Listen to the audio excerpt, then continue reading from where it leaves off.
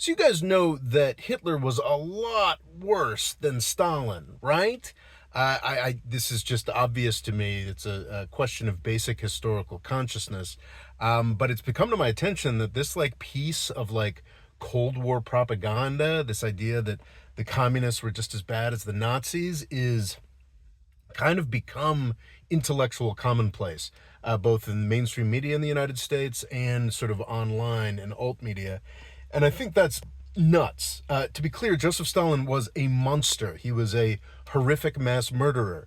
But horrific mass murder isn't that uncommon for leaders of large, powerful countries. I would put Joe Biden and George W. Bush in that category as well. Obviously, Stalin's worse than Biden or Bush, but it's a nasty thing. Stalin is probably top 10, but Hitler is like numero uno for very good reasons. And this idea that Stalin was just as bad as Hitler is this idiot propaganda lie, and I don't understand why it continues. Actually, I think I do understand why it continues. But let's just like lay out some basics. Hitler in 4 years killed more Soviets than Stalin killed in 20. And Stalin mostly killed Soviets.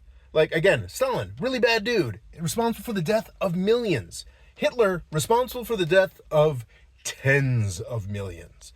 Like, this isn't a question, and it's very surprising to me, and it speaks to a really deep ignorance of history that I think intellectual, intelligent people can make a serious claim that that Hitler and Stalin were just as bad as each other.